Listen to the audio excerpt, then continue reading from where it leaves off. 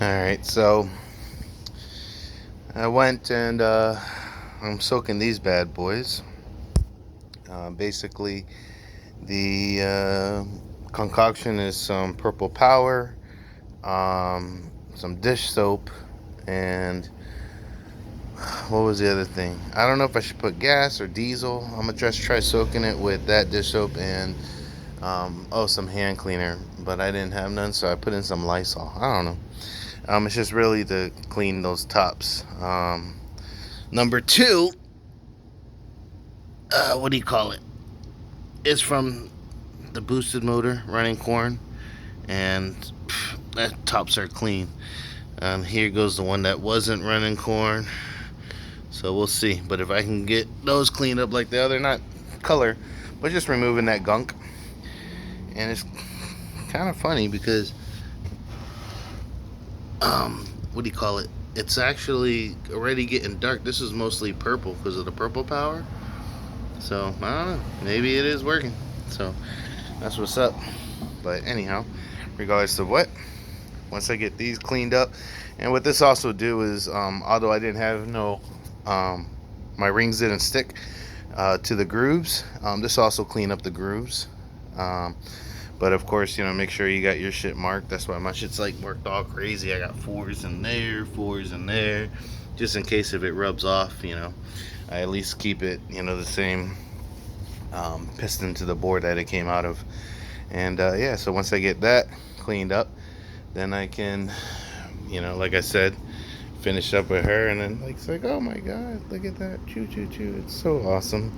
But yeah, once I can get this short block assembled, then I can start focusing on the head, and I want to lap those valves and change out the valve stem seals. Since I'm already in it, might as well do it. Don't want to do it and then the car's smoking, think it's your turbo, and then it's just the valve seals. But it's all whatever. So I'm already in it. I think this one's gonna last me 5 years.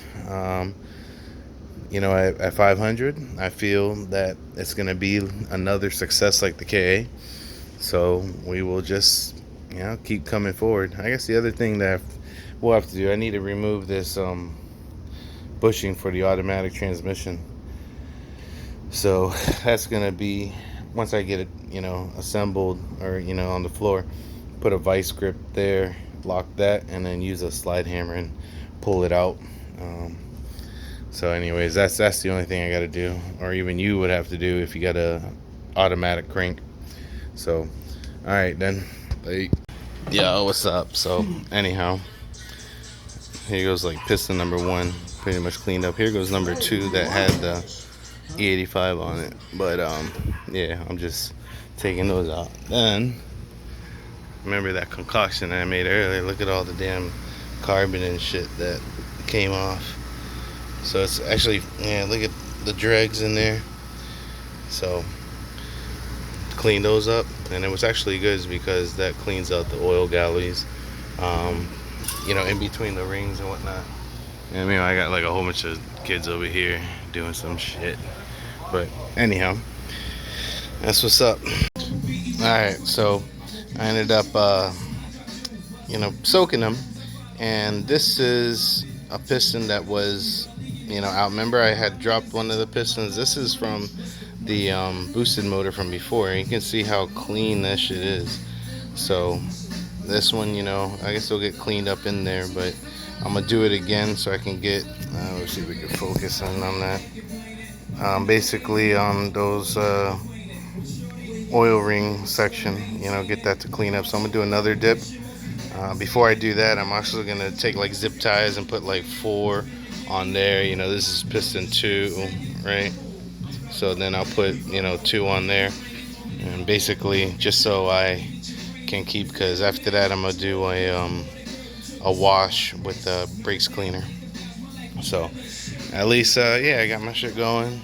Got a little orchid there growing, but yeah, see, it's crazy from before because them shits were mad black, And then also what I ended up doing was taking the one ring and cleaning up in there, but still there's still some gunk on the side, but it's no big deal. It'll clean up with boost. So alright, so here goes the damn thing. It's fucking South Florida. It's hot as shit. And, you know, when you're doing all this, I'm freaking changing the dryer on the truck when I could be freaking working on that. But so much shit happens that, you know what, you gotta take it day by day. So changing out the dryer on this, recharge that, get some nice cool air again. I already changed the orifice valve, but still, you know, shit happens. So alright guys, so that's good. I got that guy vacuuming there, whatever. And then I just brake cleaned these. That's how the top of the pistons got. You know, there's still some deep embedded in there, but now what I'm going to start possibly doing is putting the rods onto the pistons. And so the top of the pistons have there's where's the hole? All right, there it is. You know, you can barely see it there. Let's see if I can get another one. Yeah, so that's the front of the piston. And then these rods don't have, well, the aftermarket rods don't have a marking, but these guys do. On the bottom of the stock rods, let me see if I find the bottom cap.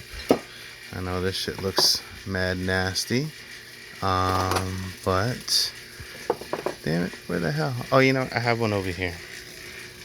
Oh, shit, I just hit my dip. Anyhow, so with that being said, the bottom of these rods, actually, I thought they had a marking. But anyhow, on the FSM shows the front and back, unless it's marked on the actual rod. I'll take this guy and see. I can't remember where. I'll have to look at the FSM again. I don't know. There's a marking on the rod, and then also you see this hole there. That's going a certain way. So I'm gonna basically look at the FSM, look at how the locks are oriented, and that's how it's going to connect to these pistons. Kind of, you know, hard to say, but you know, basically these aftermarket rods, they don't have like any indication of what's front or back, which is no big deal, because I will use the locks, what do you call it, for the bearings as my guide as to how those should be put in, and then we'll do that. So I guess now I'm not going to do it because I don't feel like going inside. My hands are all oily from that, but yeah, at least they're cleaned up. So all right, so now I'm trying to get back into this, and here is where this stamp on the bottom of the connecting rod is the front. So now if you look at that forward, that lock on the bottom is going to be towards the back. So just got to make sure you put that orientation, because here goes the front mark, the piston. Like you see that, there goes that mark. So it'll be oriented like that. So anyways, I'm about to go ahead and start putting on each connecting rod. You know, they're marked, you know, to these pistons. And then after that, I have my what's that thing called, rings to install, and then how they're going to be pushed inside into these holes. So that's what we'll do, and we'll see if we can get this going. All right, just to kind of reiterate, you see lock there, and then the bottom lock's there. So then top lock, bottom lock here, and then I just marked it, you know, say front, and I'll do the same for the others and start sliding that, but that's, you know, for reference. All right, so after you basically slide in your wrist pin, I hit one, you know, put in one, you know, snap ring for that, and make sure it sits in the race and it's locked, and then, you know, the other side as well, and then just make sure your orientation is right. Front dot, front there. So now this piston's done. It just needs some rings, and whatnot. So I'm gonna do this now for the other 6, and then that's what's up. All right, so when you look at the FSM, you can see, oh shit, top ring gap, the second ring gap, and the oil spacer gap, and then what do you call it, the upper or lower oil ring gap. It could be either or, and the front marking of the piston. So front marking of the piston, top ring gap right there, and I aligned it with this. I'm using this as a mark. So and then when that closes in, for the second ring, it'll be, right there. Then you're also going to be looking at your oil ring gap, and then there goes the lower ring gap for the bottom of the thing, and then here goes the it's kind of hard to see, but there it is right there, for the upper. So now you basically align this like this, put this in the ring compressor, and then start. I think I'm gonna do this, maybe not, you know what, well, I mean, I would do it one by one, but I kind of just have them sitting in there for right now. What I'm gonna do is probably get the ring compressor so I can do it, and then after I'm done, I can just knock all that shit out. So alright, so I put some Lucas heavy duty oil on the bore. I turned the crank, I can't turn it because the piston will fall out, but I turned the rod journal be all the way down, so we don't have no thing of it possibly, hitting. Plus I put the bearing inside there already.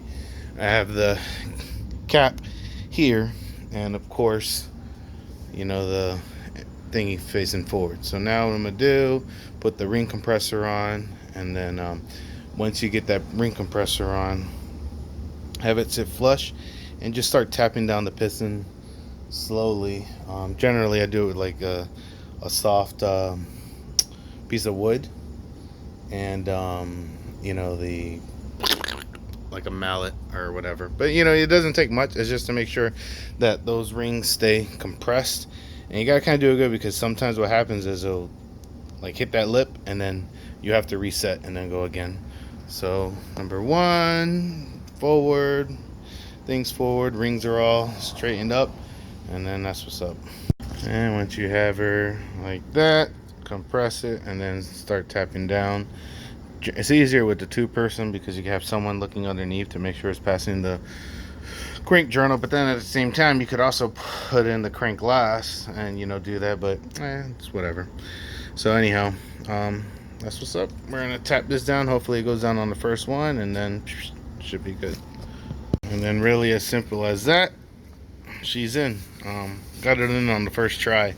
I think maybe the top ring started biting a little bit, so I just had to close that in, tap it, and then I went in. So then you'll keep on what do you call it, tapping down till it reaches the main journal, and then lock it, which, oh man, that's what I guess what I'll do now. Put some assembly lube, and then just kind of torque her down, but not really too much, so if I need to send that one down, it doesn't fuck with anything. So alright, so now that I got that, it's just hand tight, but my hands are all oily now. I'm trying to, I mean, if I rotate, you'll see the piston going up and down on the top side, but at least now number 1 is in for good for the next 5 years. You are not coming out. Let's go 7. Alright, yeah, so basically here we go. Bam. Priming the motor, but we're all said and done here. Got everything in, and hopefully I'm gonna tighten up that bottom end, and then we'll be good to go for the short block. So that's pretty cool. At least I got everything in there. But as you can see, rotate it, no hindrance, and that's what's up. So all right, like.